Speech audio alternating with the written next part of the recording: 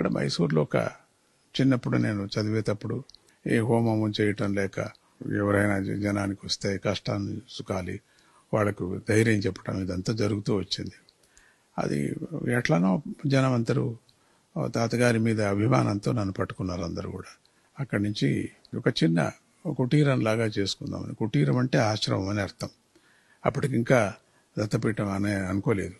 కుటీరాన్ని ఏర్పాటు చేయటం జరిగింది. అందుకని ఇక్కడ మైసూరు వాళ్ళకంతా గణపతి ఆశ్రమం అంటేనే తెలుస్తుంది, కానీ అవధూత దత్తపీఠం అంటే తెలీదు.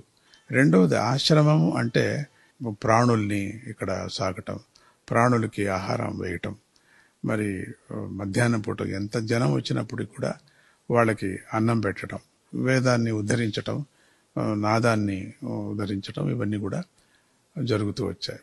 ఈ స్థలం ఎందుకు మీరు ఎన్నుకున్నారు అంటే, ఈ స్థలంలో మహర్షులంతా ఒకప్పుడు తపస్సు చేసేవారు అని ఒకటి. దానికి నిదర్శనం ఏమిటి అంటే, ఇక్కడి నుంచి ఒక గుహ ఉంది. ఆ గుహ ఇక్కడి నుంచి చాముండి కొండ కూడా వెళుతుంది అనేటువంటి ఒక ప్రతీతి. భైరవుడు ఉన్నాడు అని ఒక నమ్మకం. అందుకని భైరవ ఆలయాన్ని చేసి ఆ గుహని సీల్ చేయటం కూడా జరిగింది.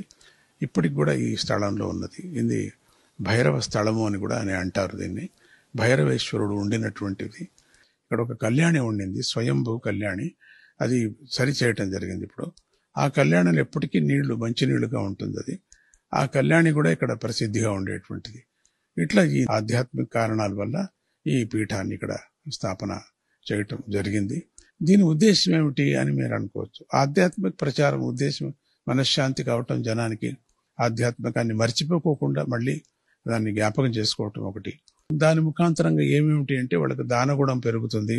రెండవది శక్తి పెరుగుతుంది. వాళ్ళకి ఏ రంగంలో ఉండిన వాళ్ళందరికీ కూడా ఆ శక్తి కలగలి అనేటువంటి ఉద్దేశమే ఈ పీఠాల యొక్క ఉద్దేశం. అందరూ మంచి తనాన్ని మీరు నేర్చుకోవటానికి ప్రయత్నం చేయండి. జై గురుదత్త, శ్రీ గురుదత్త.